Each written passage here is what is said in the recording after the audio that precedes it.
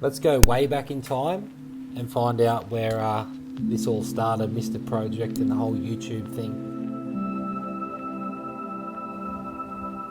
It all starts right here with a naturally aspirated VL Commodore RB30, which was never meant to be what it is today. I found the car on Gumtree in 2017 and the guy actually drove it up here and I paid him cash in the driveway. I think I paid $1,700 for it. This is where things sort of took off in the direction where I thought, I better film all this sort of stuff and I'll put it on YouTube and we'll see what happens, and it sort of took off from there. I've always liked to film stuff and record it, and I've always had the urge to get on to the computer or whatever I'm using and edit some videos. I really enjoy doing that, and that is sort of how this whole YouTube channel came about. When I first started playing with cars, I didn't really have much of a mechanical background. I came from dirt bikes. I knew how to rebuild motors and stuff like that, but single cylinders, I come from that sort of background, and then went into cars. It was a little bit similar, but without the help of Jamie and a couple of other guys along the way, and without Harley the car wouldn't be painted. I learned a lot of knowledge through searching through forums and reading a lot of stuff on Google. In the beginning, when I was first turboing the cars, it was sort of just a chuck together job. I found a cheap manifold and a cheap turbo, and I had shaft play, and I had to buy a new turbo. So it was sort of just a home job, slapped together job, nothing fancy.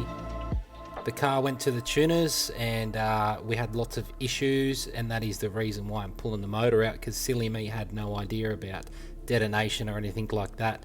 And I put 50 pounds of boost through a stock motor with stock everything with a China turbo, and I blew the motor up, so we had to remove it, and that's sort of the start of what it is today. Once we pulled the motor out, I sort of thought to myself, you know what, while it's out, I'm going to go next level on this, and I'm going to shave the engine bay. I'd never done anything like this before in my life, but I tackled the job. It ended up looking really good at the end. I went down and got some sheet metal, just used a cheap $50 welder. It was a gasless welder at the time, and I ended up boxing all the rails and stuff in and did a lot of bog work, and it is what it is. It looks pretty good. I'm pretty happy with it for a first job.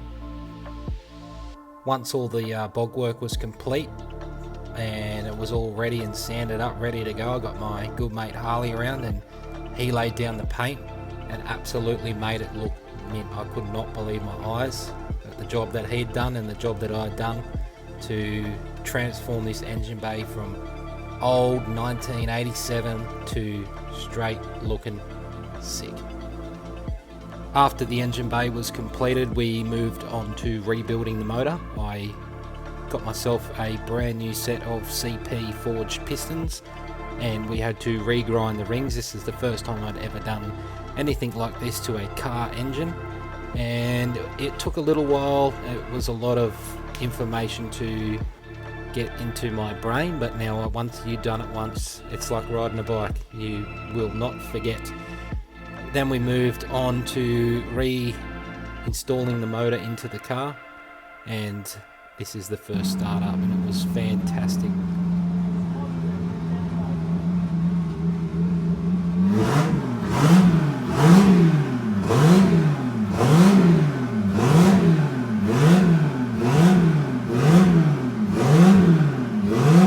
Once the motor was back in the car, we decided to get everything back together as quick as we could, make sure everything was working correctly, and we chucked it on the trailer and we sent it down to the tuners, and he put a nice little tune into it, just a running tune, and then we took it for a lap around town.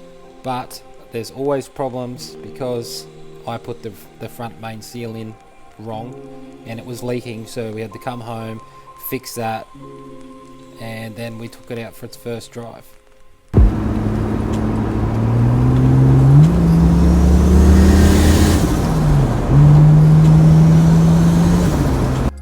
It wasn't long after the first drive that we decided to go manual, because the auto just could not withstand the power that the engine was putting out. So we ended up pulling the auto out and put a MX-7 turbo gearbox into the car.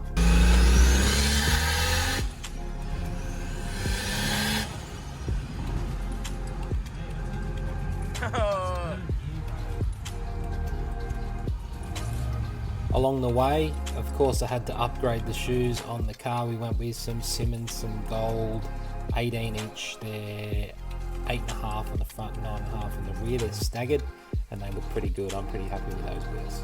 Fast forward another couple of months and we ended up getting ourselves a custom made forward facing plenum. So we installed that onto the car, and I tell you what, it actually makes a massive difference. It looks really good and I'm very happy with the way that turned out. Now it was pretty much time to go and jump in the car and have a bit of fun. So we headed out to a few meets, met some new people and had a really good time.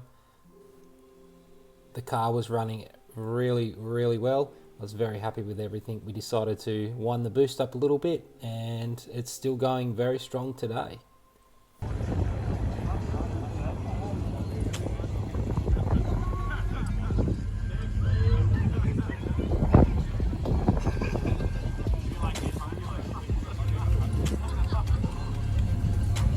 Plans for the car in the future, I'm looking for a new block because we're going to build it and we are going to go pretty stupid on the next one.